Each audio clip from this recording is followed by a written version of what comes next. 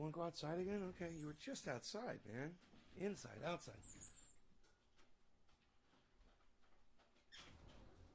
Trump and his allies pressured the Department of Justice to challenge election results. How is that news? That's the headline at CNN. That's not news. We all knew that. White House officials sought to get the Justice Department to formally back up outlandish allegations that the election had been stolen. Okay, that's the news? Yeah, we already knew that. Marjorie Taylor Greene apologizes after Holocaust Museum visit. That was interesting.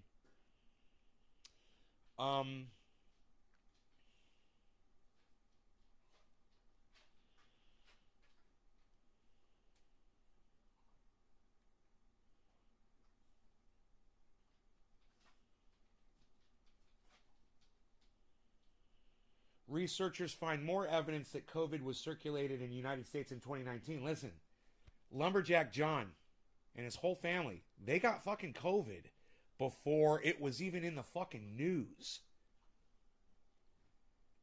And Johnny almost died.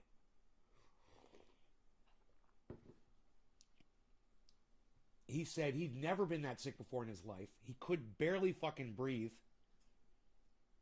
The whole family fucking got sick. And this was back in, I think, December. And they never got tested to find out if that's what it was. But I bet that's what they had, you know. They're right before that fucking breakout. But somehow he got it. It somehow made its way to Lumberjack John, you know. And the reason is because his wife works in Napa in San Francisco. You know, there's a lot of travel, international travel, in and out of San Francisco. There's a lot of international travel in and out of San Francisco. A lot. So chances are the first arrival into the United States was San Francisco. And not New York City like everyone's assuming. Anyway, it's very interesting. Doesn't really make much of a fucking difference. The thing got out and got around.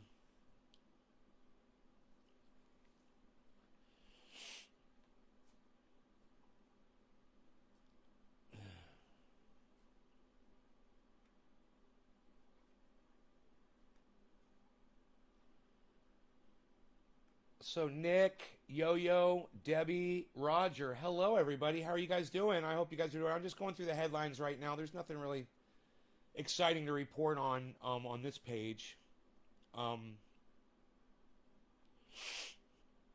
So there's nothing really to talk about here.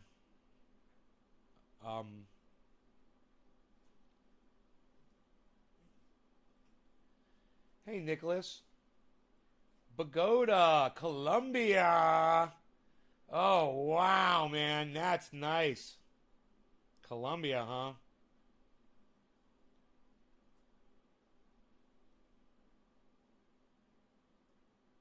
Yeah, there's nothing going on here. Um, you know, they should have a whole thing here about climate change, but they don't. They should have a whole section just on climate change. Isn't that funny that they don't? Just keeping people abreast of what's going on.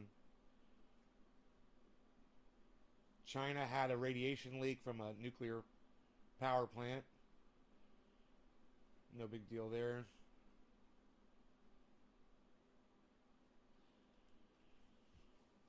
Dakota! Hey, I haven't seen you in forever.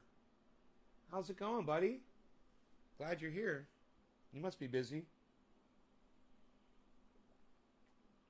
You must be a busy camper, man. I never see you anymore. How's the sound, man? Does the sound good, guys?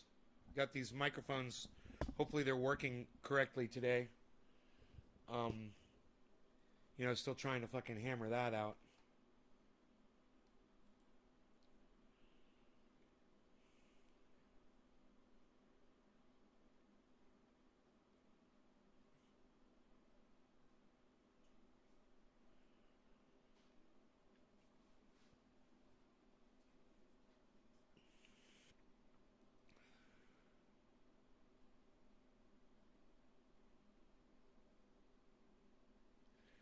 They got early hits from Illinois, Massachusetts, Wisconsin, Pennsylvania, and Mississippi. That's where they found COVID first in 2019 from blood tests.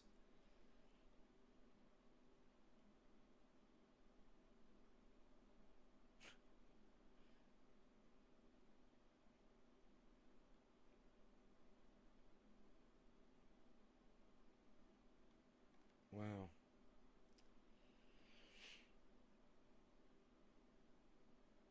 Since it takes 2 weeks to get the antibodies, then they know that these were contracted in December. So, man, the Trump administration was way behind the wave of information. They had no idea. And if they did, they didn't let anybody know. You got life back? Okay, good, man. Hey, Ty. Steve, thanks for the digit. I think Nick came in with the first one. Yeah, he did right off the bat. Nick, thank you. I got me a big old cup of coffee today.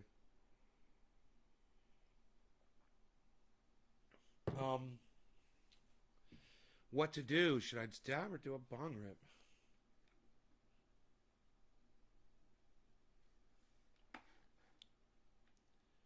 Coronavirus is spreading. So is misinformation. Get the facts from CNN delivered to your inbox weekly. Coronavirus is spreading. Yeah, well, why? Nobody's wearing their fucking masks anymore. You guys don't seem too fucking concerned about it. Nobody's fucking wearing. We want our lives back. We need our freedom, man. We need our freedom. Give us our freedom, man. What good is freedom if you're dead from coronavirus? Don't you think you should take care of the coronavirus before you worry about your freedom? You can't have both. You can't have both. You know?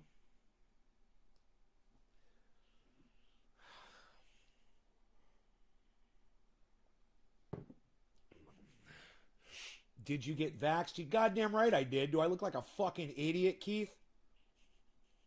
Do I look like a fucking moron? Of course I did.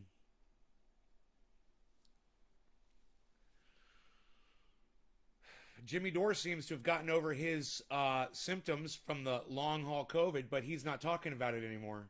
Isn't that funny?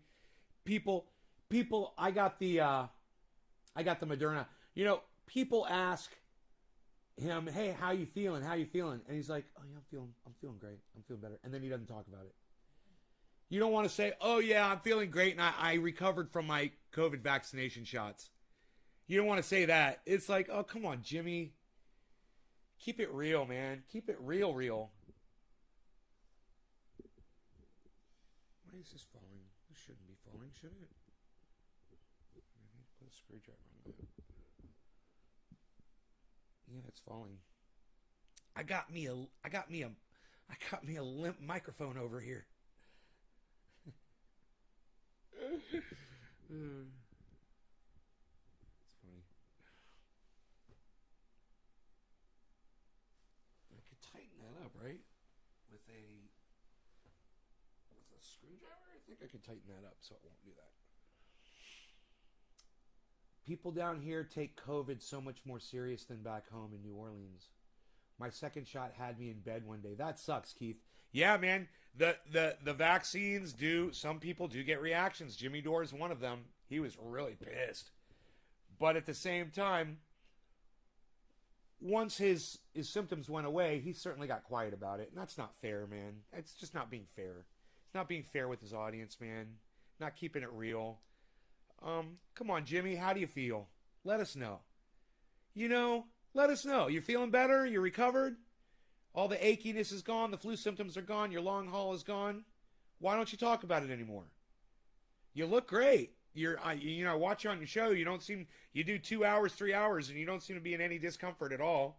I mean, who am I to judge? But the least you could do is let your audience know. Since you're the one that opened it up, you're the one that told everybody you were having long haul symptoms. Hey, man, I'm not saying you didn't.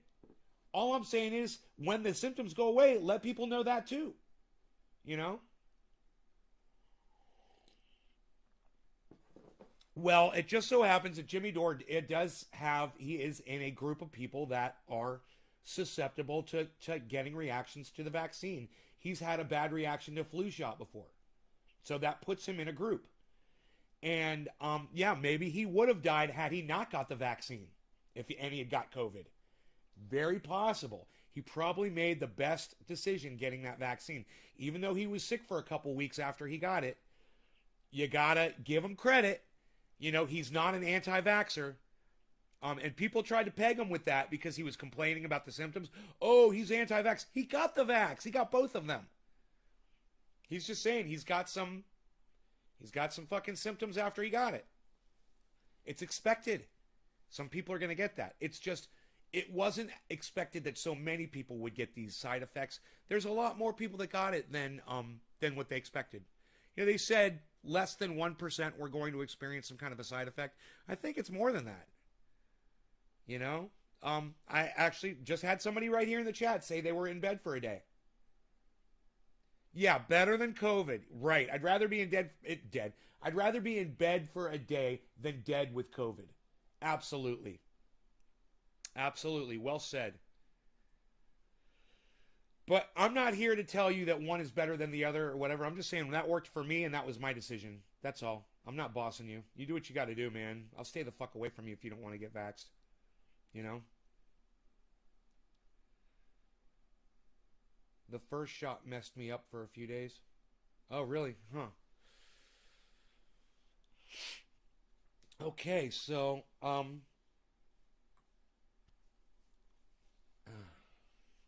hit or dab?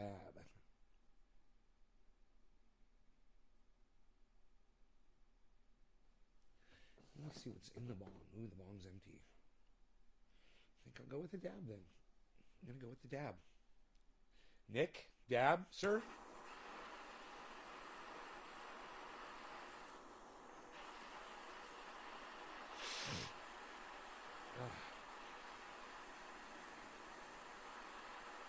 So Mark finally came over yesterday and looked at the plants. He was happy. He's like, I left 2 of them in my pots. I was like, I planted those for you, bro.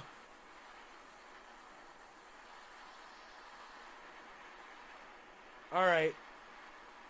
He was really impressed that I did that for him. It's like, come on, dude, all the shit you do for me. You kidding me? All right, cheers, guys. Nick, cheers, brother. Thank you.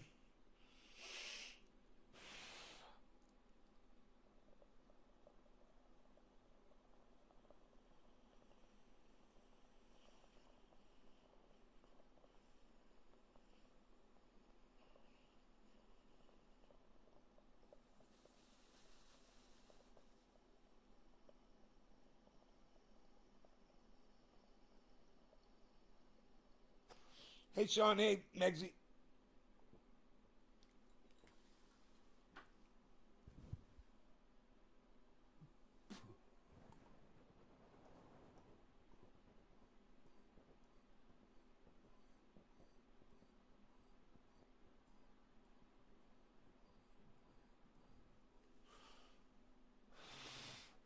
Man, that feeling I would get in my parents' house when I would do that first dab in the morning.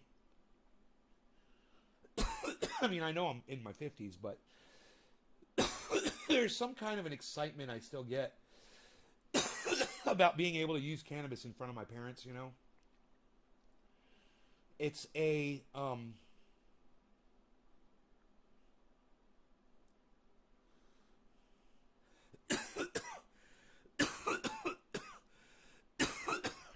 it's a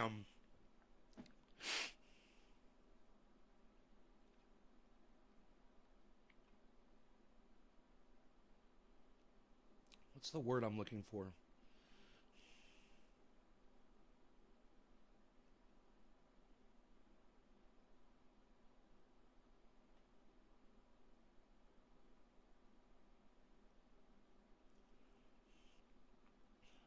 She didn't smack you? Thanks, Sean. Fire starter out there yet? Not that I've heard yet.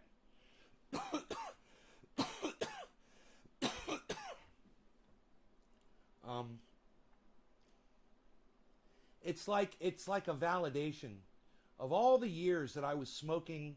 You know, my mom always let me smoke in the house. I was allowed to smoke, but not in front of them. But I was allowed to smoke. And it's like a validation that they can now sit there and watch me smoke, even though my father is mentally incapacitated. My mom's fine. And that it doesn't bother them to watch me smoke so much. But that feeling that I get, that first dab when I'm sitting in their house and I'm at that nice table in that gorgeous room, you know, and it's all the Florida shit around me and all the glass windows and it's fucking beautiful. And it's humid as fuck outside and I'm in that beautiful air-conditioned home. And I take that first dab in the morning and I look up and I see my mom sitting there and she's just doing whatever. And I get this feeling like this is the way it always should have been, you know? And it's like, I told you so. See, am I such a monster, you know, sitting here using a little cannabis in the morning, putting my head right? And it's like, it validates. It's like, see, there's nothing to it. You don't mind it. You let me do it in your house right in front of you now, and it doesn't bother you anymore. God damn, if only you had seen that 30 years ago. Where would I be today? You know, if I had that kind of support.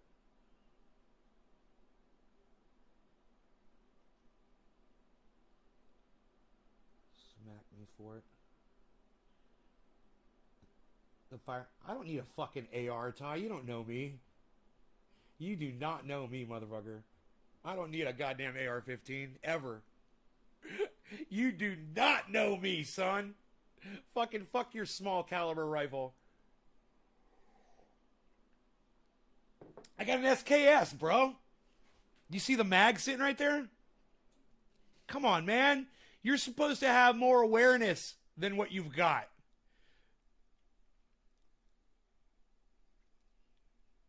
I ain't shooting a rich man's 22, bro. I got a goddamn war weapon. I know. Don't get me wrong, dude. I'm not knocking the AR. I wants me an AR. I want several of them. Don't get me wrong. I definitely want an AR. I'm just fucking with you. But I don't need one, bro. I'm set up between the Glock and the fucking SKS. Dude, and my 40 caliber. I got a... Lol, I love you. I'll shut the fuck up. I got a 40 caliber saddle rifle that you would fucking love. I don't like to handle my guns, though, when I'm live, because they're all loaded and they're all ready to go. So that's generally a rule. I don't like to fuck with guns when they're loaded.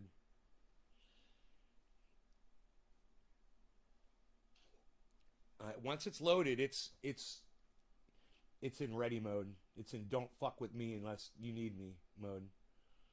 It's like, I'm sleeping. If you wake me up, it better be an emergency. That's what the gun's telling you. 100% safety, man. Thank you. Yeah, and plus, dude, if I find that, if that motherfucker crosses my property, I'm running out there with this thing, and I will go...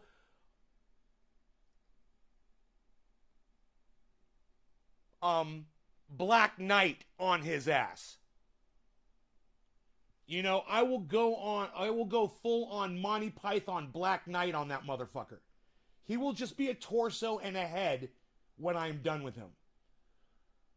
You know, I literally want to do that to that person. I literally want to take his arms and his legs off.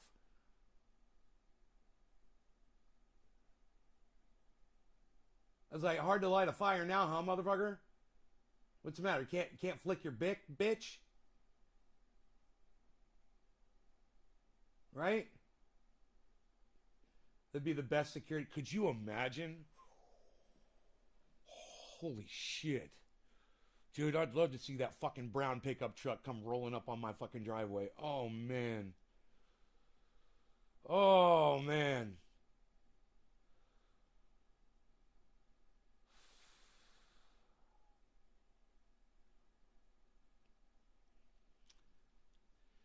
Don't ever try to burn my shit down. You know? I will rip you apart. Oh, God. That's, you know, I draw the line at burning down my county.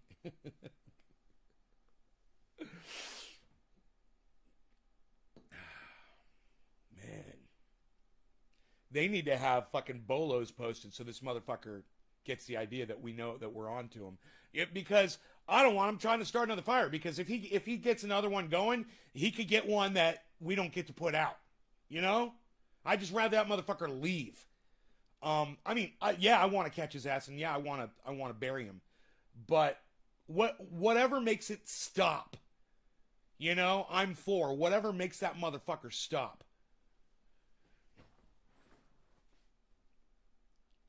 Rascal just meowed. Most honorable nay. I need a gong. Wouldn't that be bad if I had a big gong right here? I got a gong to hit every time I want to hit my bong. I need to buy a gong. I need a gong. I need a bong gong. I need a bong gong. And I need to hit it. He's going to fucking hate it, though. He would hate it. Yeah, he wouldn't like it. He wouldn't like the bong gong. I need a quiet bong gong. That would be badass. I got the sword. I just need the gong now. One crazy fuck out there like that, you know, there are hundreds all over. People can suck. Well, yeah, people are crazy, but it's the people who are acting on their crazy that you got to worry about. And luckily, there's not a lot of people acting on it. And you know, if this shit were to hit the news or whatever, it could spring copycats, and that's dangerous too. Then your shit starts multiplying. Hey, EMG, what's up, buddy? It's official, EMG. What? Psst, don't even fuck with the EMG, pal. It's official. Nobody's even doing that. EMG's like, oh, everybody fucks with me. What do you mean, pal? I'm official EMG. Psst. I'm not EMG official. I'm MGO official, pal. Can't you read? I'm MGO, putty. MGO official. What's up, MGO? You're like, true, everybody fucks with me. What's up? What's up? Everybody fucks with me. What's up? A lot of folks fuck with me. Dude, you're right. The fucking news loves to create copycats. They can be sick. I know. You can call me dude. I like dude as well as dude. Either one works. Yo, dude. What's up, dude? It's fine. That's the southern version of dude. Yo, dude, what up? What's up, dude? Yo, dude.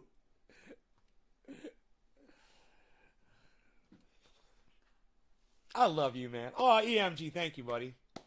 EMG official. And it's hard to hang out in crowds. Ah, you picked up the fucking Kid Rock. You picked up the Kid Rock reference, Sean Dace. I love when the people talk to me. Keep the talking coming. Now we're communicating. Look at us. I'm saying words. You're saying words. We're mixing it up. Look at us. Look at us. Look at us. Look at this. Look at that. Look at this. My bezel. Am I doing a bong rip? I do believe I am. Who dropped the next digit after Nick Brown? I don't know. I was playing about it with Nick Brown, then it was Yo-Yo. Oh, Yo-Yo. Yo, gonna do bong hit for Yo-Yo. Nick Brown. Cheers. Thank you, Karen. The South loves Trendy Nation. I am from the South. That is for sure. All right. I'm a product of the South. There's something dead under my dock. It could be floating under there. I don't know, but man, something smells real dead underneath that fucking dock, man. And it's not a dead fish. I think it's a dead frog. Another dead frog. Ugh, a bullfrog floating in the water probably under there. Ugh.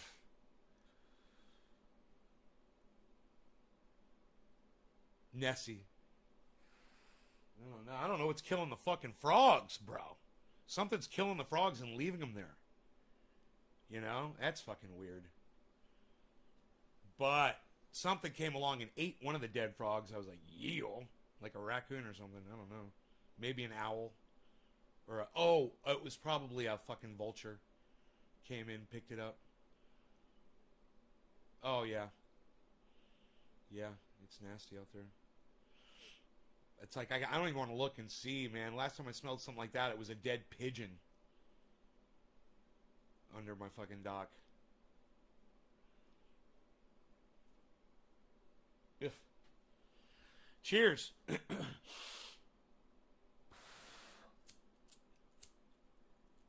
Patience.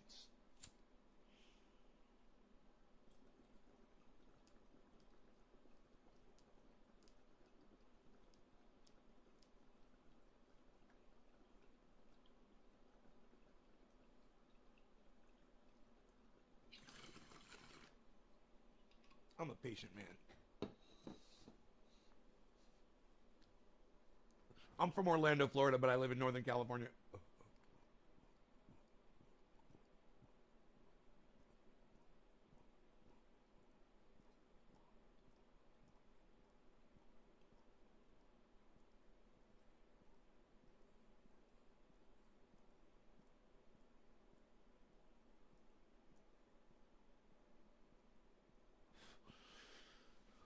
No, I don't feed that water to my plants.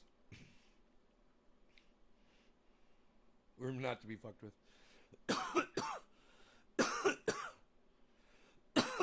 Both of you said sheesh.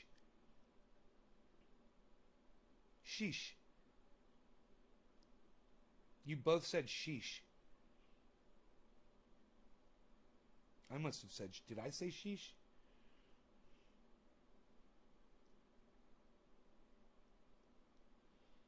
The title of the show should be Nays Garden. I like the title, but that's a good one too. Like, wow. Never heard that. Sheesh. It's weird. You both said it at the exact same time. From Trovo. Everybody must be saying sheesh over there on Trovo, huh? You guys all saying sheesh? What's going on with that?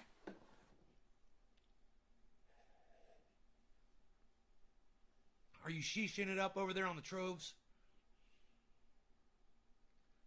He has mad love for Rogie? Yeah.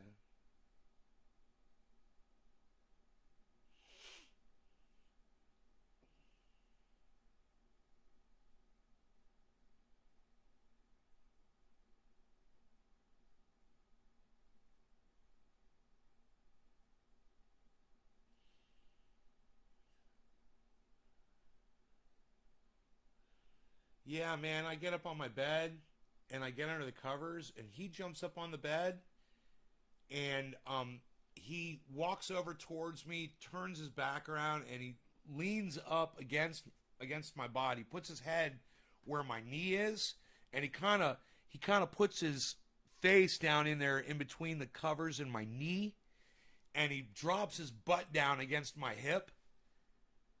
And I've got my arm right here, and he's 60 pounds. Dude, I sleep so fucking good. I sleep so good. I wake up and he's right there. He hasn't moved all night, you know? Oh, in Germany, you say sheesh. Huh.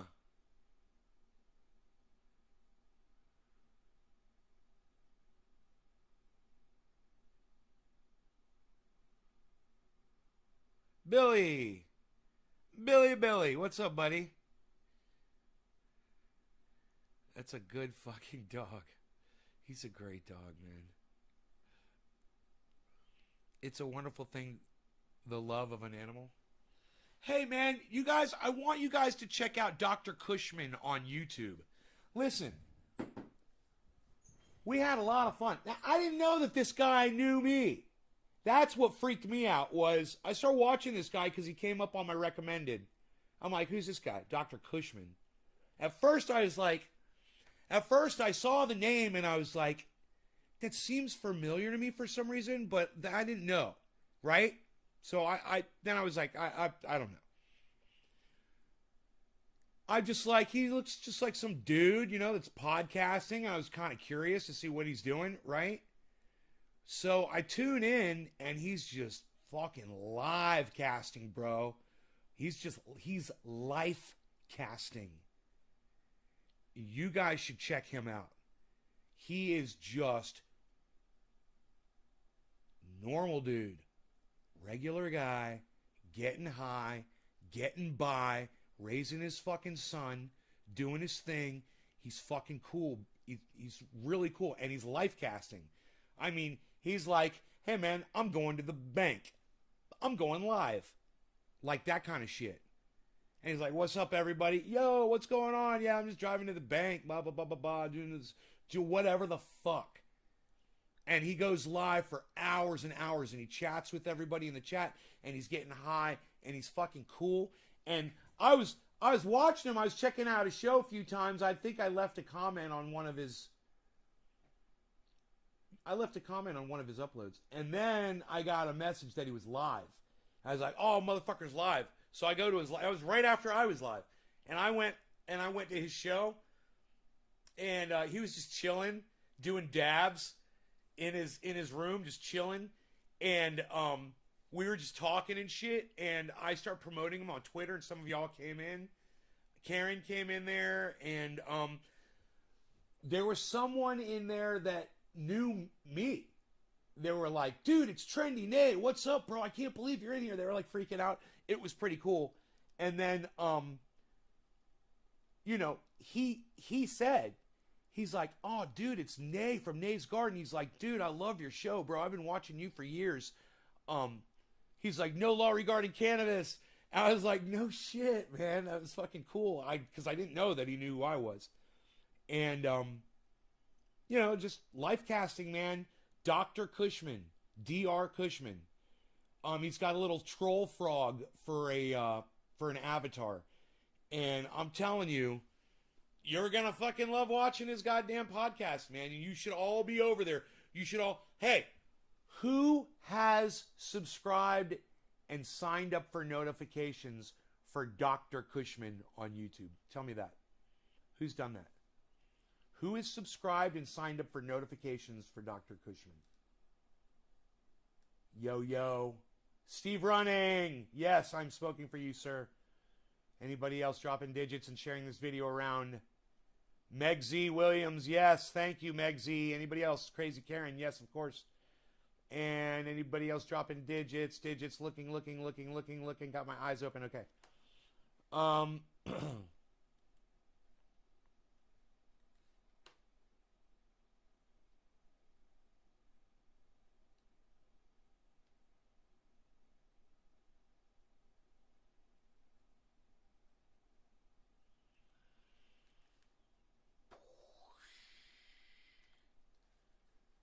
we go.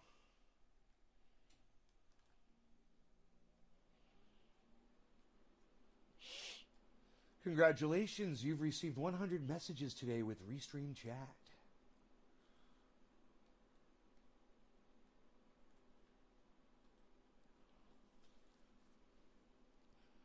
I get high with the help of my friends. Great song lyrics. Sorry, man, I'm not, but I will. Did it, Nate. Sean Days, thank you. Yes, all of us are smoking for Sean Days. He's the first person to say that he subscribed and signed up for notifications for Dr. Cushman. I'm telling you guys, you're going to like him. He's cool. You go in there and have a conversation with him and just talk to him.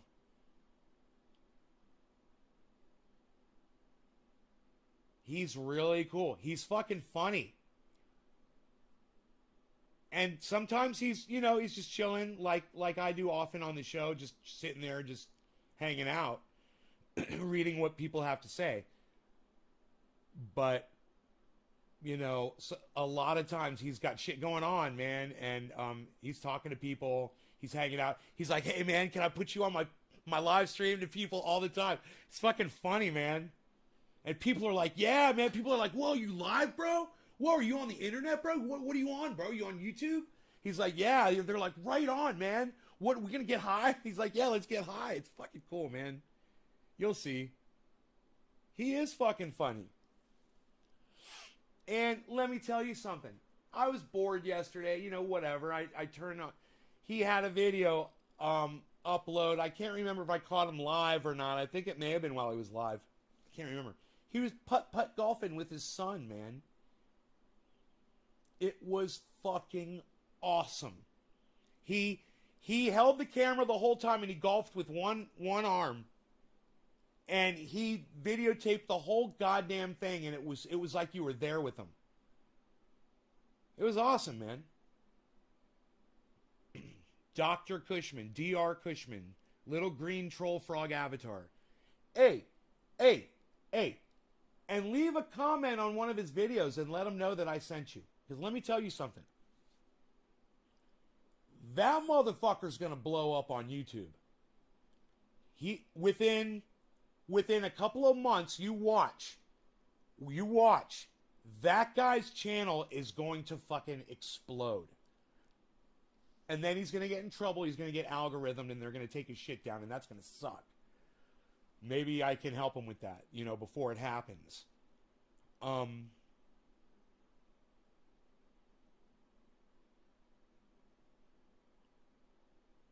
man, he keeps it fucking real. You guys are going to love his shit. I watched some Copper Cab yesterday. Oh man, that was fun. Copper Cab is so fun. Oh my god. You guys, who is subscribed to Copper Cab? Let's smoke for Sean for subscribing to Dr. Cushman. You guys, it's fun because I'll be in there. We'll be able to talk and ask Karen. Karen, we were chilling, right?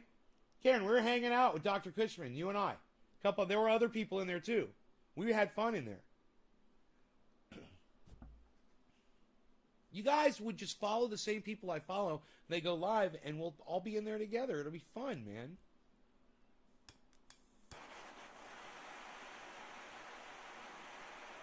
Hell yeah, Sean.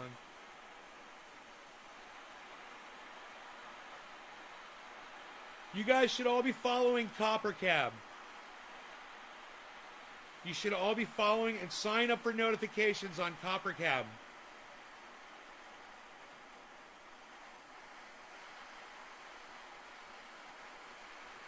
Listen, man, the more time you guys spend on YouTube watching these other podcasters, the more often I will see you because you will be watching another podcaster and I will go live and you will get the notification that I am live. And you will come over and visit my show too. So please, man, subscribe to these other people. You're going to enjoy their shows, man. I love them. I laugh my ass off at Copper Cab. He knows he's funny as fuck. The shit he says, psst, cheers. Cheers, Sean. Swimming with the orca.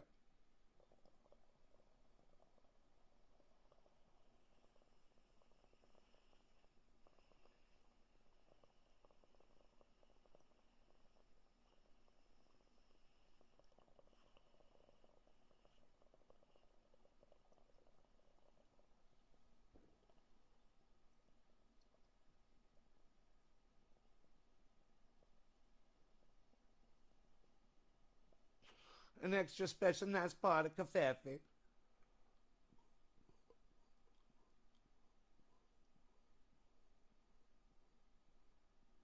Yeah, you subscribed to him last night?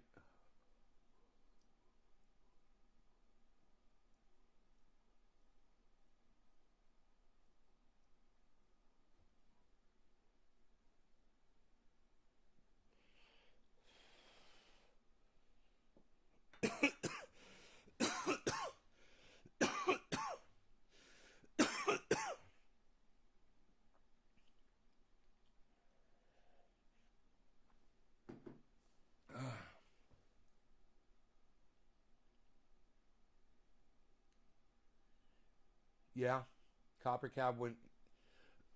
Harold Balder. I'll have to check him out. Copper Cab, when he's in character on his show, is 3 times as triggered, maybe 5 times as triggerable, at all times as I am on my show, when I am 100% just bouncing off the walls. He's way past where I am. And it is so funny. He sets himself up for intentional trolling just so he can react. Can we watch? Look, it's just, you guys understand, he's not angry. Every time somebody, even he'll block people too, but he's still not that angry. He's getting $10 every time somebody does this to him, right? So his video is set up so that,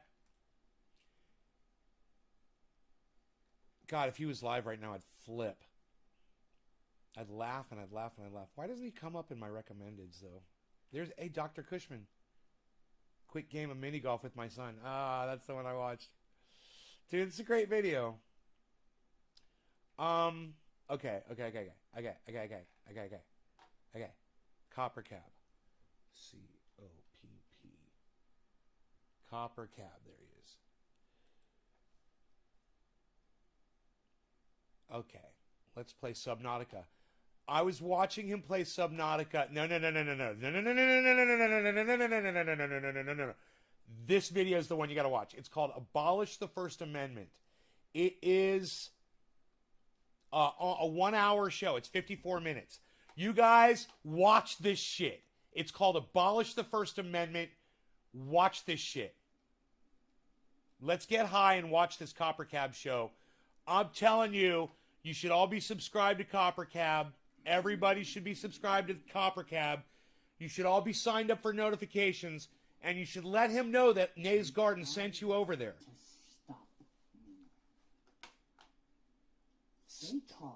Stop. Silence. Me. Copper Cab. Tried Yeah, Copper Cab. to keep me from speaking freely. When all I was trying to do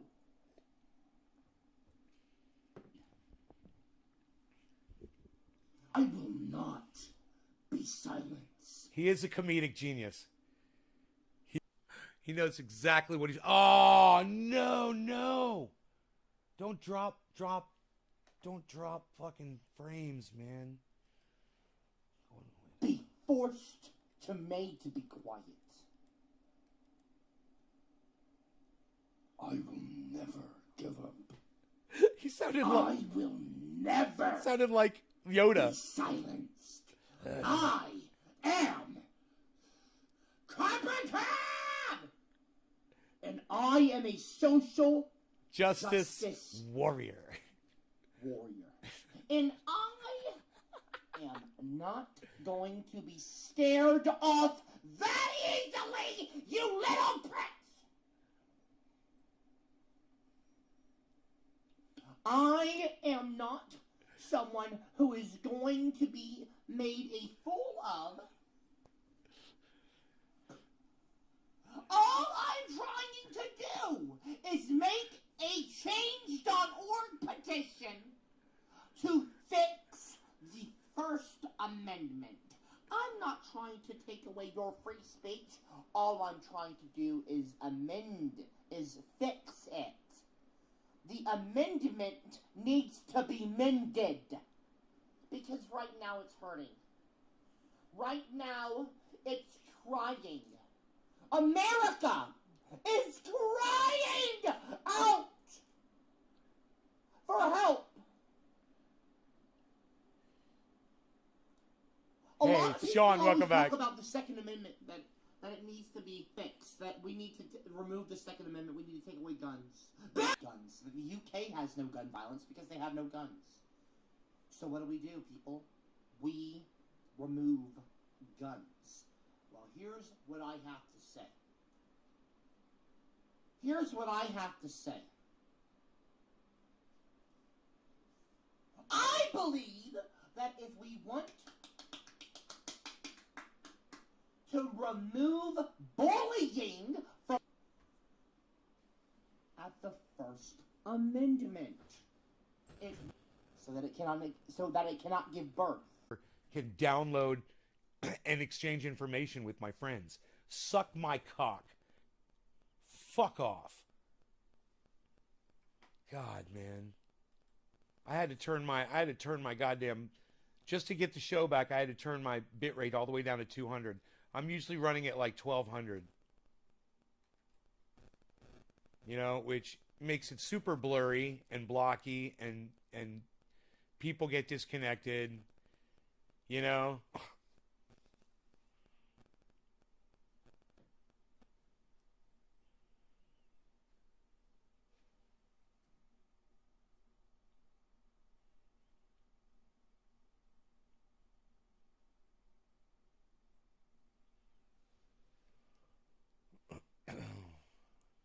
At least my show didn't restart.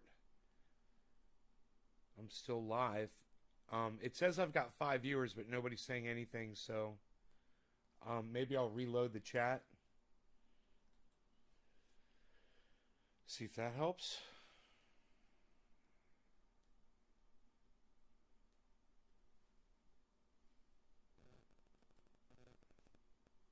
Hey, Sean. Great. What's up, buddy?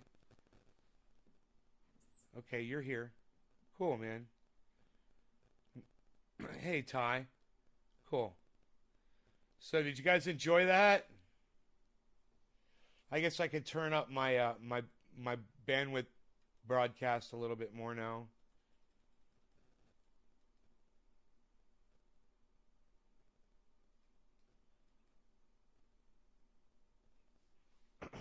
There.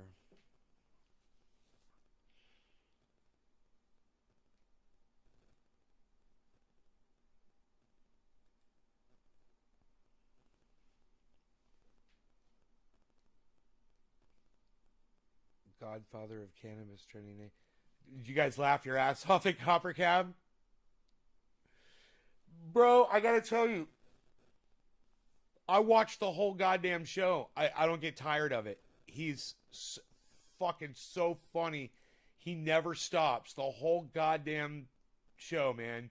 Somebody chimes in with one of those things while he's talking, and boom, triggered, man. And he grabs the camera and he fucking screams, and oh god, it's so funny.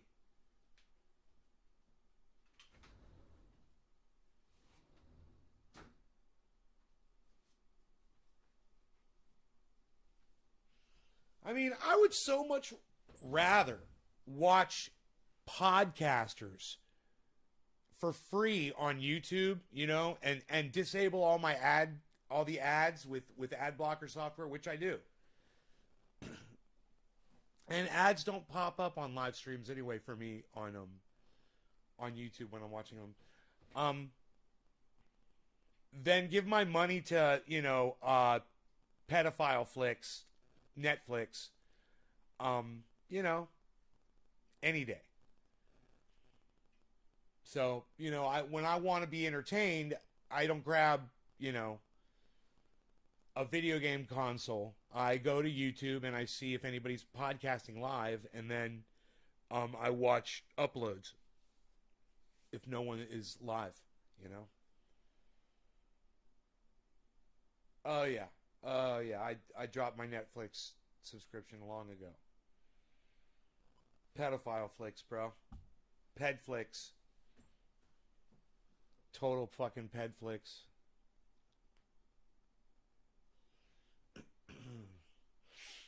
I ain't having it.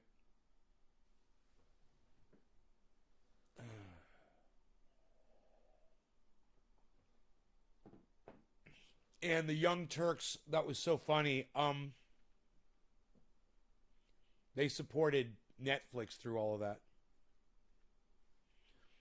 And now the Young Turks is the laughing stock of the internet. Let's tweet that. That's a good tweet.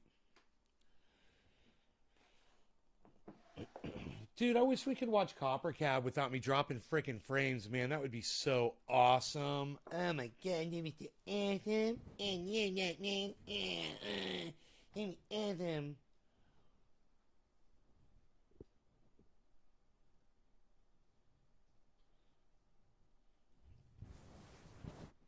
fuck did I just say? Yeah, TYT.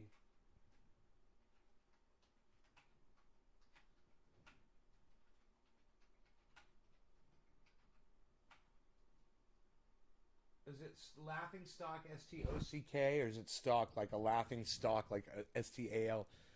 No, STALK. Like no, it would be. Okay, Google. Laughing stock definition.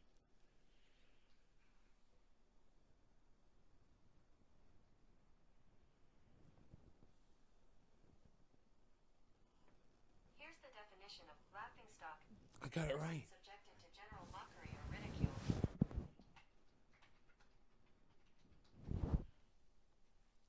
At TYT is the laughing stock of the internet.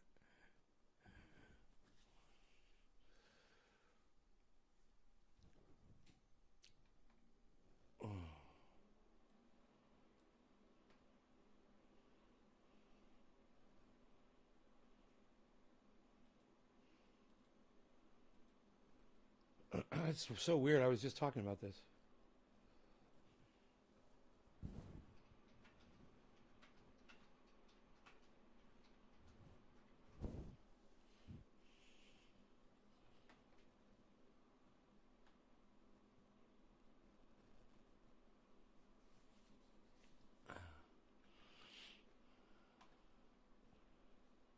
Convo Couch, who I don't like, they're talking about Jank too. Let's check them out. I don't like them because they're not honest with their audience, and I don't appreciate that. They fucking lie. But you know, I support anybody for podcasting, whether you're lying to your audience or not.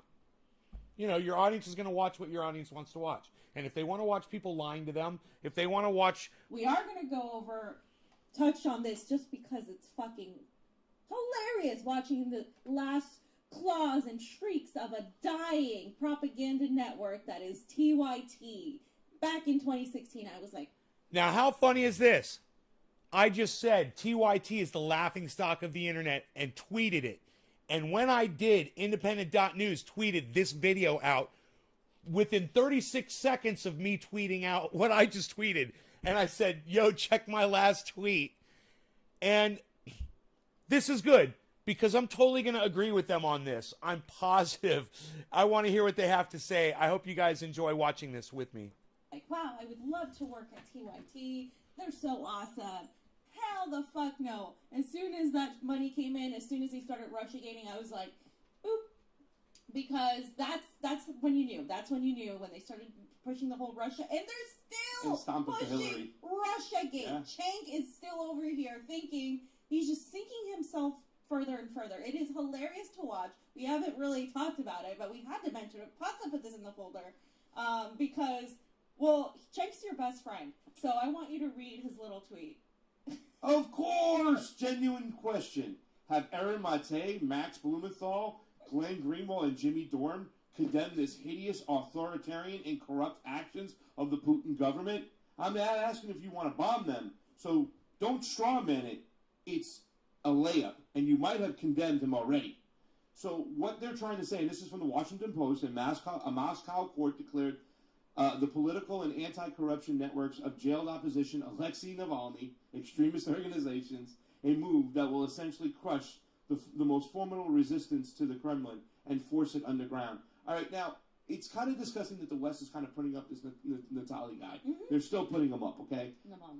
Navalny. And just for clarification, he's not being jailed because he's Putin's opposition. He's being jailed because he committed fraud against a French perfume company. Yep. And a Russian court found him guilty, and he's serving a sentence. It's not a long sentence. But the West wants to kind of act like it's, oh, what's going on? But my question to you, fam, is, and maybe you can shed a little light on this situation, because I think a lot of people are playing this. What difference does it make if Russia does have a bad government and they're pushing things that are really negative and stuff like that? Do we have to call them out for some reason, or shouldn't we just be responsible towards our government? I mean, what's the sense of well, you know what? I'm just pointing out that both sides are bad. You know what I'm saying? Like, you know, the United States imperialism is bad, but let's not forget about Russia's. What's the whole point behind that? Because to me, it seems like it's okay to manufacture consent for our imperialistic behavior.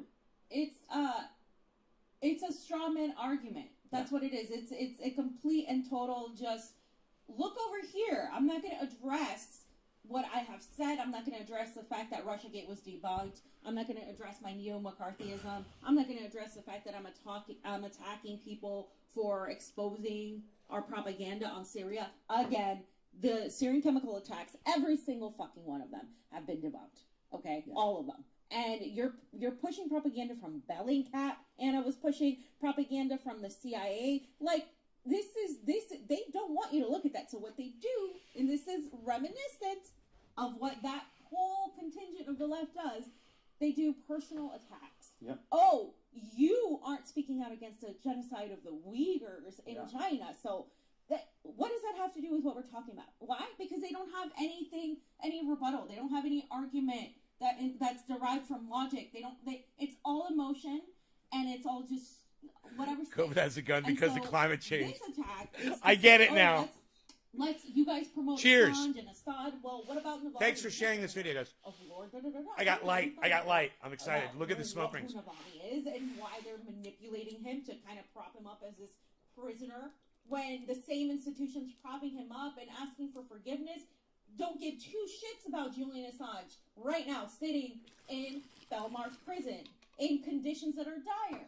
Yeah. Because it's not about a political prisoner, it's about what narrative he operates for. Yeah.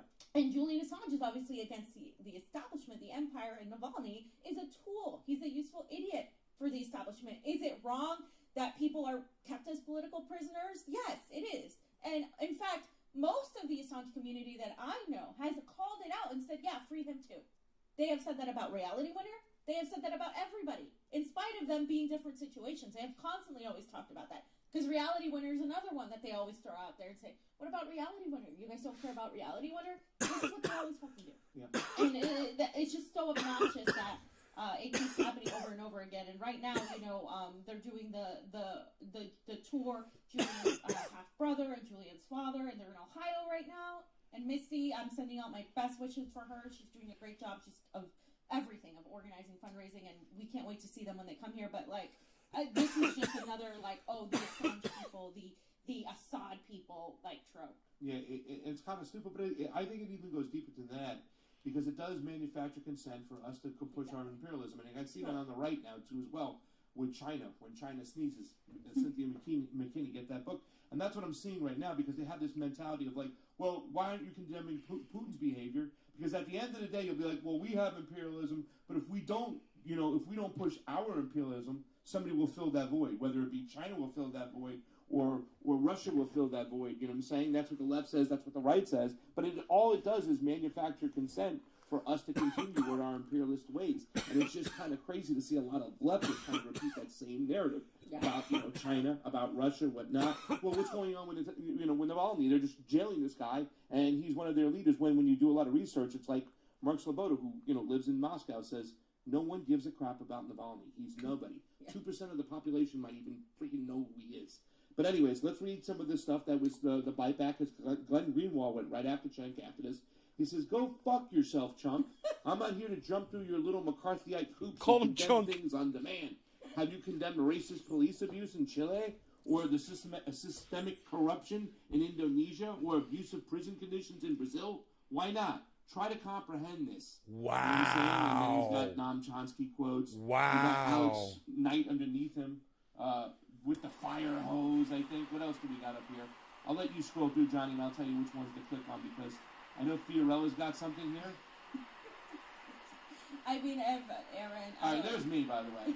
Okay, that's my favorite meme. That's the look. Okay, Chen. There's Blumenthal. There's nothing genuine about Chen there's nothing genuine about Chen or his question. And I don't have to satisfy moral standards of a what is that bloviating McCarthyite hack who organs I can't even read. When NATO death squads murder a foreign leader refers to the CIA as our guys and pushes demented Cold War hysteria day. Cheers, guys. Day, which he does push demented. Got this light. I got to use this light, man. 2017. For fucking smoke rings. Guys. I'm so, Misty had a tweet out. She was like, I'm so glad you guys have finally joined the party. Thank you. Remember when we got shit for calling them out? Oh, yeah. Oh, thank you guys for joining. Now, just pay attention to all these other idiots that are in there because Yeah. they're not the only ones. Well, Unfortunately, the Malcolm large- Nance jumped in there too, and he's a piece of crap, ex-CIA worker or ex-FBI. I can't remember which three-letter agency he's worked for, but Malcolm Nance has always been on top. Like he's been on Bill Maher. He always pushes his red baiting. He goes, "I'm going to say no," and they'll accuse you of being a McCarthyite and go on a Russia Today to condemn you as a BLM American imperialist running dog. Afterward, they'll praise Putin and Snowden. It's just a guess. Yeah, of course I'm going to praise friggin' Snowden as well. Jen Perlman jumped in there. Cenk, instead of continuing with this, how about helping organize a Medicare for All march in LA for the 24th? How about no, Jen? No. How about no? We don't want them involved with anything, okay? Right. Stop with this whole, we're just going to try to conform. No, we don't want them involved, okay? So stop. Aaron McKay got in there too You know, as well. okay, here's the thing. It's not that you don't want to reach out to people. It just wouldn't be genuine. Like, Cenk doesn't want that. Because there are people that could potentially be mistaken and come around. We've seen it with Peter Dow. We've seen it with, a few other people that have, like, come around, Proud Socialist, all of that. We've seen that, right? It's possible. But You gotta love their little fake newsroom backdrop on their green screen. That's cute. it's almost like saying, like, oh, we want Cenk to, like, come here and do something that he doesn't genuinely want to do. I mean, they trashed Force the Vote. They trashed a bunch of shit. They're not going to be genuine about it. Yeah. Stop begging for scraps. If people are going to come around, they're going to come around eventually on their own. I don't foresee somebody like Cenk Uygur, who has a lot of power, a lot of money, relying on this whole shtick of his to come around. Like, money talks. He's not going to fucking do it. It's very naive to think that that's what he's going to do while he's, Hey, Dom. trashing journalists and all this other crap. Well, I don't want to be involved with a guy who's taken a lot of money from the darkest people, you know what I'm saying, to push this Russiagate narrative constantly and stuff when you know he's working for it. So if anything comes in, this guy gets involved with the situation and something goes awry, why would we take him in the first place? Because he's just going to sabotage it. You know what I'm saying? His heart's not there. Like you said, his mind's The not mics there. are worth more. If he was all about it, he would have been all about Force the Vote. But, I mean, he's not. And there's just a bunch of other people just going after Cenk down It's below. just hilarious just Yeah, watching. Reed Barker's in there too as well. What did he say here? Although his replacement isn't much better, it's still wonderful to see the worst, most toxic politicians in the world. Benjamin Netanyahu has lost power. And here, once again, look at this. He's equivalent of Dick Cheney and Donald Trump combined. Warmonger, narcissist, liar, and corrupt. Good riddance. He's not good about Joe Biden. Joe Biden just pushed that war just as much as Dick Cheney. He might not have been calling the shots, but Joe Biden was in the Senate and convinced the Senate to go along with the Iraq war. Hey, you can find the videos of him doing so. Yeah. And Sanders opposing it. You can find the videos of that back in the day. Like, you can fucking find it, Cenk. Again, this is what you're going to get from TYT, right? Like, oh, yeah, very surface level, like, not taking into consideration who Biden is, who Trump is, like in the same way, right? Like, Bennett is like a Biden. Like, he is just as bad, if not worse, legislatively. But just because he's not Bibi and he's not that, that face that everybody's gotten so used to hating, then it's like they ignore it. He doesn't talk equivocally about, like, what Biden did and Biden's record. His whole channel, the whole fucking time, the entire network, was giving softballs about Biden while simultaneously just going off about Trump, pushing this whole Trump derangement syndrome that so many of these people have. And it's done a lot of damage. I mean, the guy has over 4 million subscribers on YouTube. I mean, and then he gets, 3,000 views? Yeah. Come on. And people are running away quicker than you can imagine. It's really, really a shame. Because once again, at one point, they were like one of the only kids on the block that I used to listen to. That's true. 2016 primaries. Yeah. That's And true. shit. It's like, who are you going to count on? It seemed like they were the only ones. And at the very end, when Hillary Clinton had cleared the nominee because it was evident that And they still Bernard Sanders was dropping out, Right. They took that money and they went 100% supported her. for the establishment. Yep. And a lot of people couldn't figure it out, but hey, money talks. And I said, bullshit fuck runs in TYT. America. They Not support fall Hillary off. Clinton. Simple as that, and to see them still continue in the rhetoric. I wonder if I got a video from back Anna's then. little thing on Instagram the other About day, that. She was going off and kind of defending QAnoners for believing in that crap because the mainstream media is always lying to people. it's a little bit too late. But you can see it. Their audience is it's just dwindling down to nothing, and all of a sudden she makes a jump to Well, try and that's grab why some they're of them doing back. this. That's why they're going after people, because they want to remain relevant. Yeah. That's what everybody has to understand out of all of this. Eventually, guys, it's better to not give them any attention, because this is what they want. They're gonna continue tweeting and doing all this shit so people can talk about them, right? And that's why we haven't very, very much talked about them, because it's just like nobody gives a shit about them. If you're going to say anything about them, make sure you unsubscribe from them. Nobody gives a shit about If them, you're right? subscribed to them, make sure you A lot of unsub. this shit is so irrelevant. I could go through all Really of my need to channels and focus on unsub. the issues that matter, right? Because And I'm not I've giving subbed shit them to on almost Kenny for all of my talking about it, channels. because he So I gets could attacked cost by them right that now like constantly, 15 right? or As far as 20 Aaron Matei unsubscribes personally attacked if I went through all my by- channels. by Chank and Anna, and literally smeared and called her propagandists, etc. Like, yeah, obviously respond to that if you're attacked. I mean, they have come after us too, without even naming us. They have come after us. I've and been it's blocked by it's Anna. yeah, I've been blocked by hashtag Anna. blocked by Anna. Yeah. But it's I think at some point it's better to just leave them be, move on. They want attention. Don't give it to them. They're trash, and they are a danger though, because they do still hold some level of like respect with some people who are very But naive on losing the it left. every day. Yeah, I mean, I understand. This is, well, they come from like, oh, well, they help, wake me up and blah, blah, blah. And like, now we're done with them, whatever. But like, they did have their place. And I'm like, I get that. Like, I totally, totally get that. But what they're doing now is regurgitating really bad propaganda. Yeah.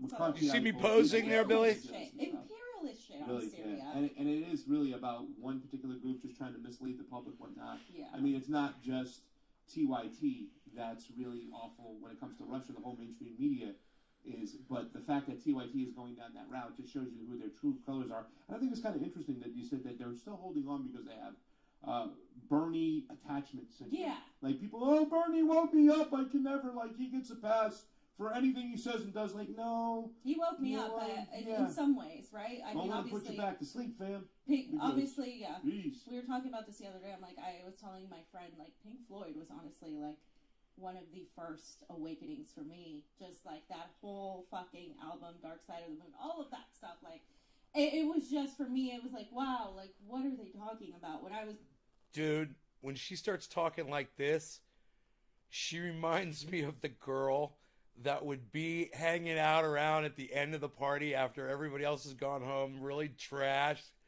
that'd be looking like to hook up, talking about Pink Floyd.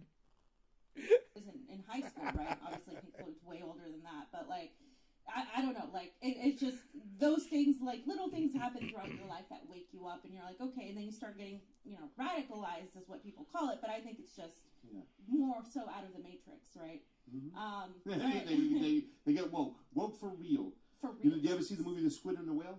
No. It's kind of interesting to have this thing where the guy plays Pink Floyd songs. When they first came out, they weren't popular at all. Yeah. Like a lot of people didn't know Yeah. that. And then years later, they just boom, they hit. And when the laser light shows became very popular Mm-hmm. across America, when people would spend Friday nights, they get drunk or get mushrooms or get high and go watch laser light shows. Pink Floyd exploded and became so popular. It's We go, oh, look at the perfect pretty music. lights. Yeah, she didn't want to start reminiscing about getting all high and fucking talking about Pink Floyd. They cut that one off real quick. They cut the end of that video real quick. I love that. Trump derangement syndrome is so dumb. I didn't flip when Clinton or Obama were elected, so Trump didn't do anything. Controversial. He's not opposed. I agreed with them on all of that. That was great, actually. I totally agreed with all of that.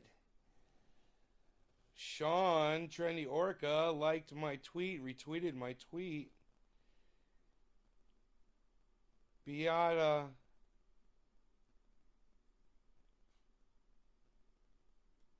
Healthy teeth, happy life.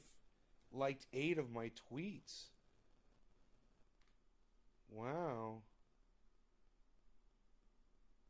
Thank you.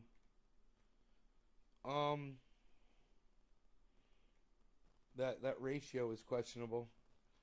You gotta watch them ratios, man. Watch them following the followers ratios.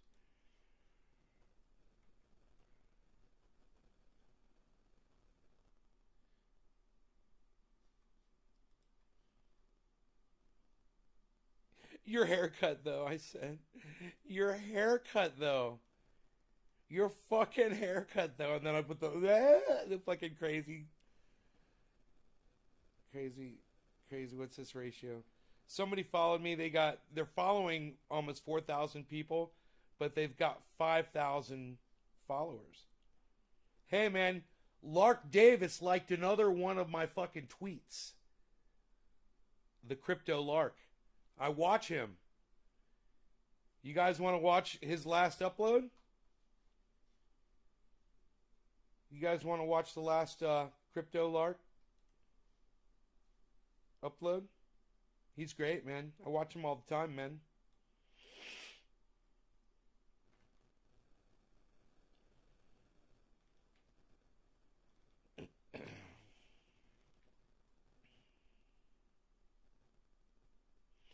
He usually pops right up. It's like all the people that I want to see never pop up when I want to see them. He's almost always on here. Oh, there he is. I found him.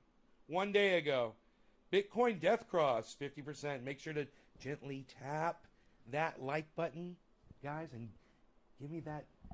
Make sure you subscribe and sign up for notifications. The Crypto Lark here.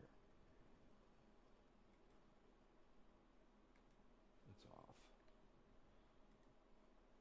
Is Bitcoin getting ready to complete a death cross in the coming weeks, which could see the price of Bitcoin collapse by like a further 50, 60, 70%? Or are we going to avoid the death cross altogether, see the market recover in the not so distant future, bull market back on, baby? Or is the death cross even really I love doing that. to worry about?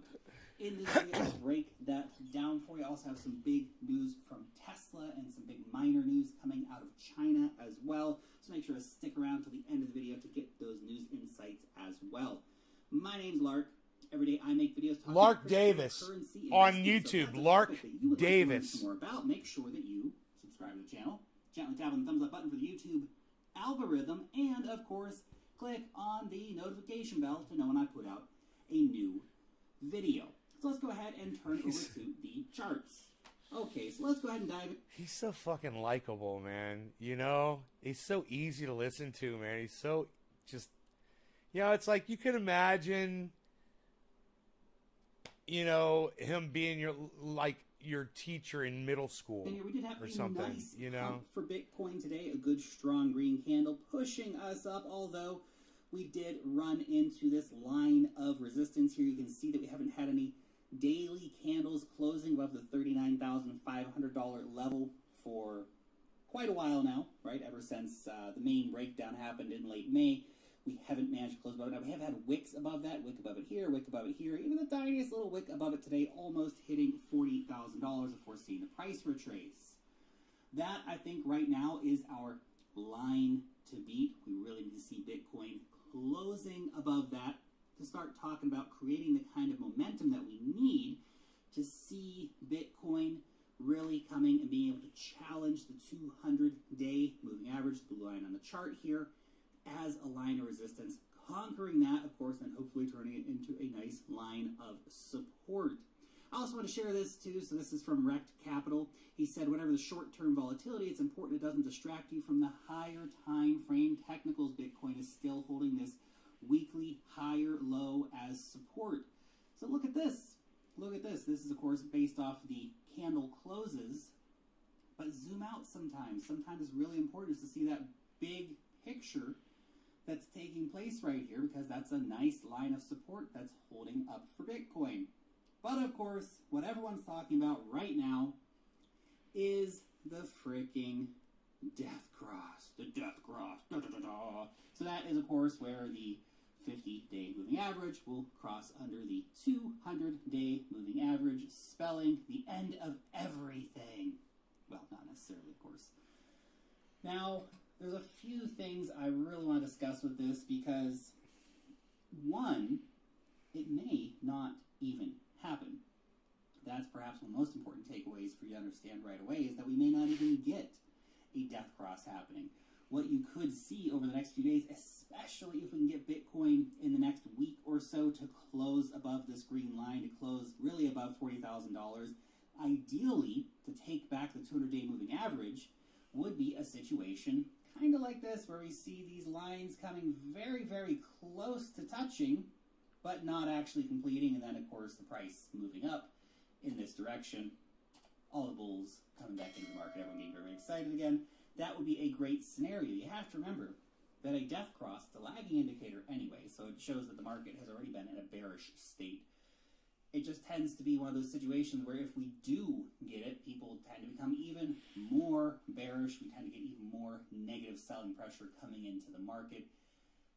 Let's keep an eye out for this, obviously, to see if it does confirm at the current rate, the current curvature rate. We could see that happening sometime around the end of the month, approximately. But if the price of Bitcoin can start rising up a little bit, then we can fend off that death cross, and it's not going to happen. We could avoid this negative scenario for Bitcoin, which is obviously a positive thing, right? We don't necessarily want to see the death cross coming to fruition, although keeping in mind for our Wyckoff accumulation pattern, we still do at some point need to see that spring coming in order to give us that push higher.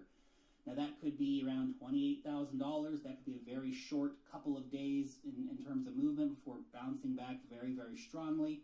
We may not get that happening at all, although with the entry of big money, the very clear Wyckoff distribution pattern that happened up here over the last few months, an accumulation pattern for the Wyckoff could indeed be playing out. That death cross might even give us the spring momentum to push the price higher, ironically. See, a lot of people think that the death cross signals that that's it, it's all over, market's finished, pack your bags, go home.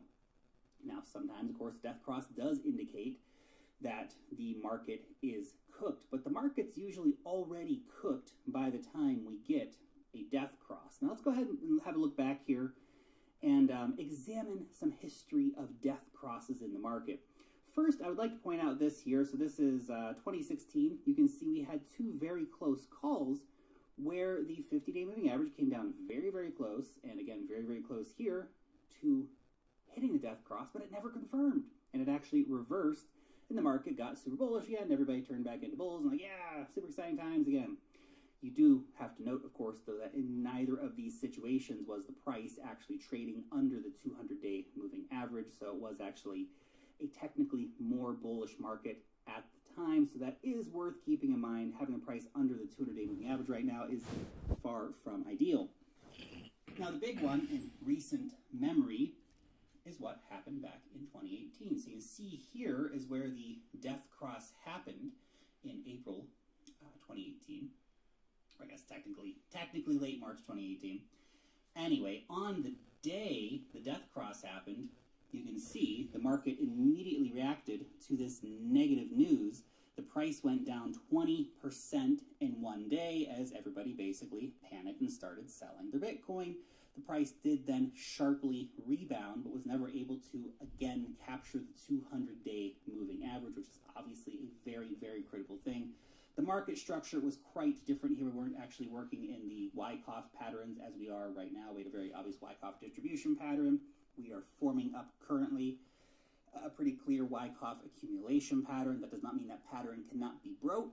It just means that's what we are working with at the moment in terms of the market structure. Now, when this death cross had happened, you will see the price was already down by 59% from the all-time high. It's not so different from the current price breakdown. So really what you're seeing, again, that is a lagging indicator here for the markets, where we did have it basically being something that the market was already cooked. The parabolic top had already blown off, and we've already had the massive collapse of the market. In fact, even when the death cross happened, the price didn't go as low as the initial sell-off for the market. And in fact, a few days after the death cross happened, you saw the market recover quite substantially. The problem is the market never actually recovered. It just kind of kept relief rally, breakdown, relief rally, breakdown, until eventually we formed this giant descending triangle, basically, where the price just completely collapsed, and we saw saw Bitcoin going down basically another 50% from the bottom of the initial sell-off, and basically being down 60% from the time the death cross happened until the final major sell-off in December 2018. Now that is the situation a lot of people fear that we are in right now. I mean, you can definitely look and see, yeah, we did have this incredible run-up, just like we had right now, an incredible run-up. We had lots of time with very, very strong bullish momentum way above the 50-period moving average, way above the 200-period moving average, just like we had back in 2017. So a lot of people are saying, well, this is what we're looking at right now, where the market's going to completely collapse in on itself, and we're going to see another 50-60% come off the price of Bitcoin. However, not all death crosses react the same. The past does not dictate the future. It just gives us a point of reference for trying to understand how things actually work in these markets. So you can see here the 2019 market breakdown. We actually had the death cross happen when the price was down around 25%. Now it's a bit of an anomaly, this particular one, because we had this massive pump actually the day before the death cross, which is pretty funny. The market actually pumped up by like 42% in the day before and the day of the death cross for Bitcoin. So it was kind of a funny situation, although the price did then go down 40% in the following week. So you can see we actually had basically 6 months straight of really bullish action for Bitcoin before the price actually rolled over and the markets started to collapse a little bit. But during this time, it didn't actually get as bearish as the 2018 rollover. The price actually only ever really went down 55%. Now, in early 2020, we did have the black swan, which was COVID, right? The big COVID sell-off. We did have another bearish cross here. You can see actually here, by the time we got that bearish cross, the market was already very strongly into recovery. We had basically a V-shaped 50-day moving average playing out here. We went straight back into a bull market, essentially after this break of about 2 months here, where we had this really big, strong dip, all this negative price action, incredible fear in the markets, obviously. But we had a golden cross here, which signals generally a start of a bullish trend, only derailed, of course, by COVID. Had it not been for COVID, the bull market would have started earlier, but it essentially restarted 2 months later. So just all this helps you understand that not all death crosses are the same. This death cross has not confirmed yet. Even if it does confirm, It's close. It doesn't necessarily mean that we're going to see the price drop by 50-60%. We could see it briefly confirm, and then much like this scenario here, we could just have this death cross situation that lasts for a month, and then the price recovers, and we go back into the next phase of basically a mega bull market. If we go back to look at even further back into history, I have to open up the Brave New Coin Bitcoin index for this. We can go back even further in history and get a perspective on what happened even longer ago. So let's go ahead and zoom back in here a little bit. So this is 2013. We can have a look here, and a lot of people are saying that the current market structure for Bitcoin is very, very similar to what we saw in 2013. So in 2013 here, you can see we had this massive, massive rally, much like we've had right now for Bitcoin. Then the price collapsed completely. We had about a 60-some% drawdown. The price got under the 50-day, under the 200-day, but it didn't actually confirm. You can see here just how close it actually got. But we never actually confirmed the death cross here. Now, there's a lot of people saying that we could be in a situation much like 2013, where we're basically having this sort of double bull run, so to speak, where we're going to avoid hitting this death cross, but we're going to see the price just ranging sideways for Bitcoin, potentially for months on end, before we pick up this new bullish momentum. Maybe that's the Bitcoin ETF being approved, for example.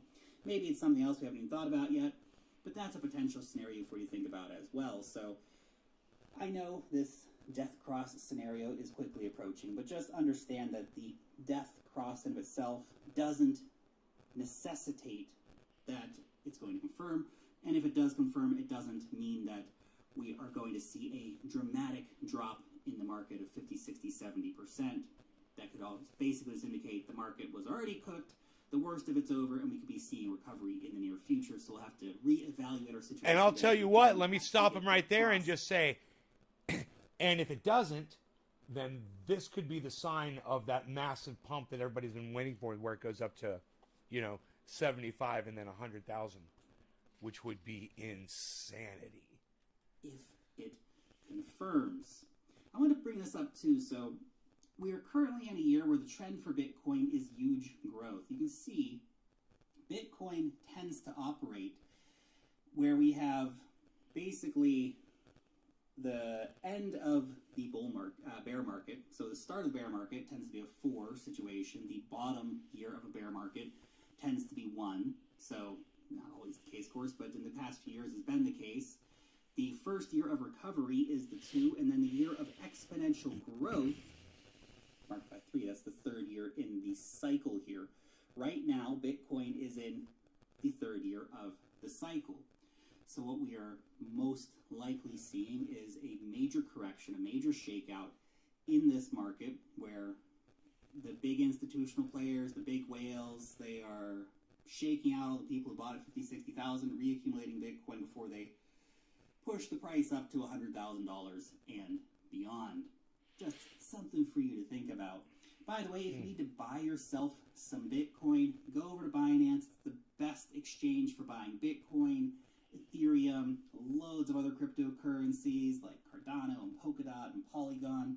Use the link down below in the description. You'll get 10% off of your trading fees when signing up for Binance, as well as up to $700 in trading bonuses. Now let's talk about the news. So, Tesla may start accepting Bitcoin again soon. Come on, Elon. What are you doing, man? You're so bipolar. You're back and forth all over the place, man. What's going on? Now, he said Tesla only sold 10% of its holdings. This was in response to... And you guys, please follow Lark. It's at the Crypto Lark on Twitter. Thanks. Telegraph article. The Crypto Lark. Confirmation of reasonable 50% or more clean energy usage by miners with positive future trend. Tesla will resume allowing Bitcoin transactions. This is really, really interesting because by most accounts, Bitcoin is already 75% renewable. Now, around 40% of that comes from 100% renewables, and the remaining percentages, that is coming from a renewable energy mix. So it may not be 100% What are you doing? Nobody's got coffee anymore, but pal. mostly renewables in that mix. So overall, the Bitcoin mining network is a highly, highly renewable network. And of course, we're trending more and more all the time towards seeing Bitcoin becoming even more and more renewable. We just had, for example, the big story about El Salvador and their volcano mining. We did have a story recently that Square and Jack Dorsey, they were backing a new solar-powered Bitcoin mining operation, etc., etc. So, look, it's going to be not that long before Tesla starts accepting Bitcoin again for their cars. Not that it particularly matters, of course, because realistically, not that many people are probably going to pay for cars using Bitcoin, but I think the most important thing of it is social proofing for other companies, because they can say, look, Bitcoin, it's something that Tesla holds on their balance sheets. Bitcoin is something that Tesla accepts for their cars. There's something going on here. We as a company should also look into that. This is a very, very important thing. This is why MicroStrategy, leading the way in terms of social proofing Bitcoin, allowed others like Square and Tesla to also hop on board and buy Bitcoin. Them accepting Bitcoin, that's also very important. Even if not a lot of people are going to use Bitcoin to buy cars, I think the most important thing is that it's available in the first place. And more and more and more, Bitcoin is moving towards that green energy, renewable narrative. Because yes, a quarter of Bitcoin is still mined using coal, and that's not good. Because even that, 25%, is still the size of a small country in terms of total energy usage, and of course the carbon footprint, very high. Because the total Bitcoin network uses a substantial amount of energy, and even a quarter of that network is still a lot of energy, and it's a lot of coal being burnt to power Bitcoin, which is not a good thing. The ones that have been built in Texas in the last 12 to 18 months all run on renewables, mostly wind energy, also solar energy. So we're seeing a lot of this happening right now. And over the last few weeks, we've seen some really big news out of China. This is the latest in a continuation of that news. So China's Yunnan province has ordered Bitcoin miners to cease operating by the end of June.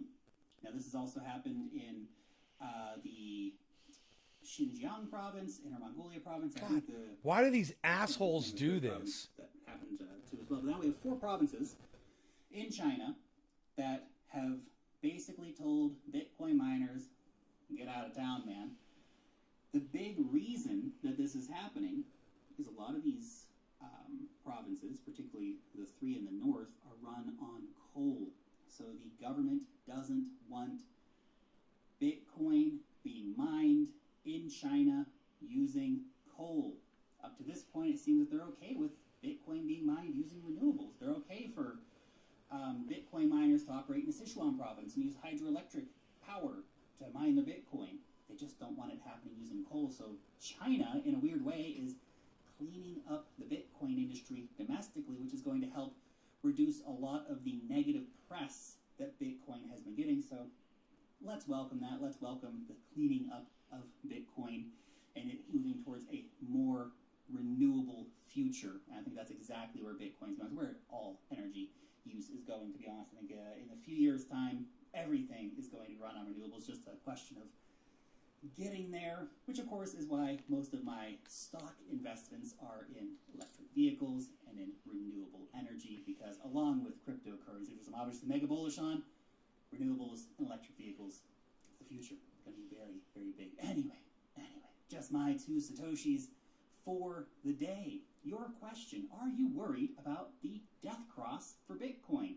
Do you think it's going to be a big fat just meh, nothing burger, or is this going to be the end of everything and Bitcoin's going to go down by another 75% and the bears shall reign supreme? Let me know down below in the comments section. Thank you so much for watching today's video, and peace out till next time.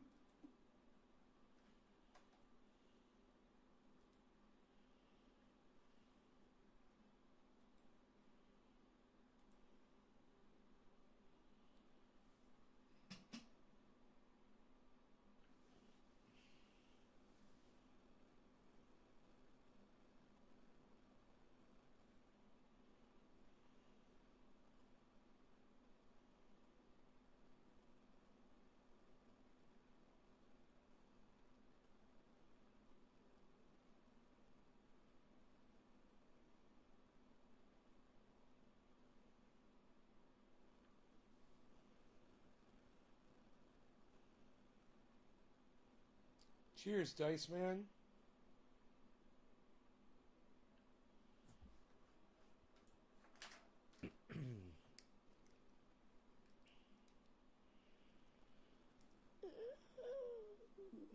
Hello, everyone.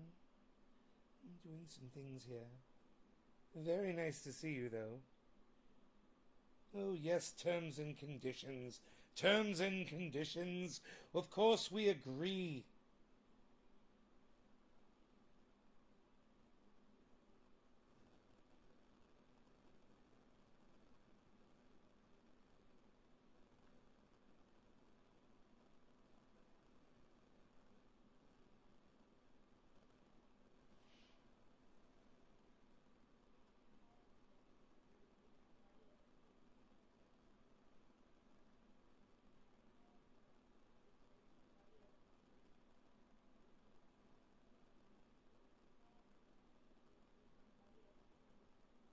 I hear the telephone ringing. I don't understand.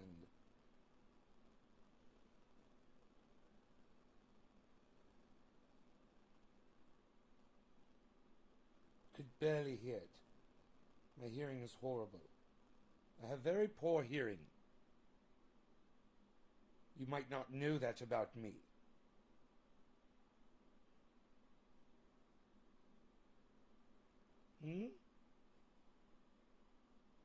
Oh dear, this is taking forever.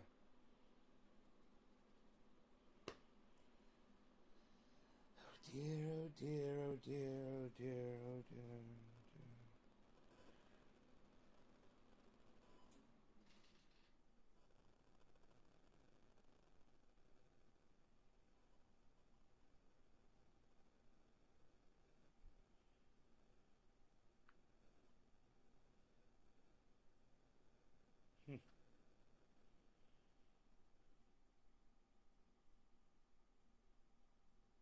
Oh, it looks as though it has done.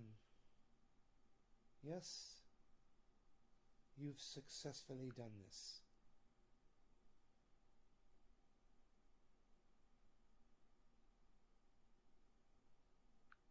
Very nice.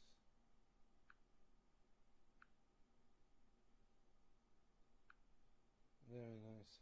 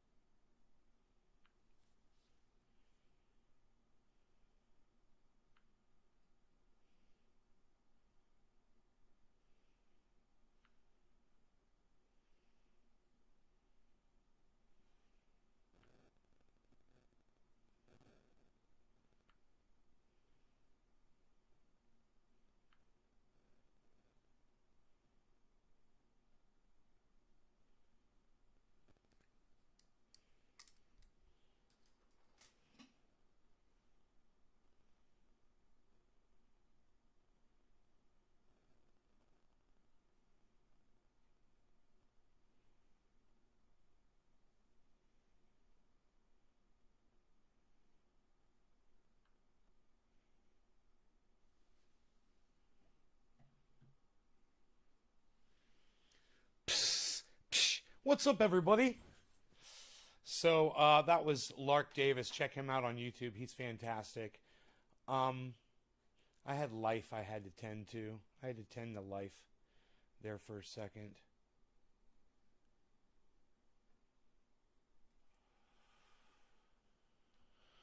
Oh yeah, yeah, yeah, yeah, yeah. Oh.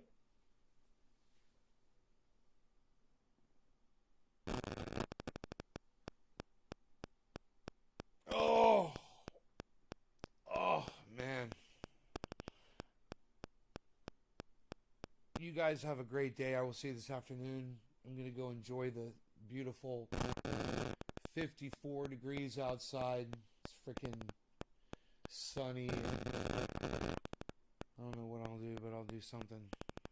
It's so pretty out. You guys take care. Enjoy your days. And I'll see you later. All right? See you on Twitter. You guys know where to find me. Bye, y'all.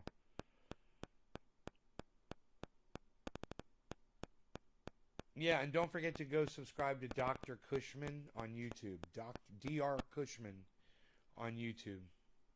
All right? All right.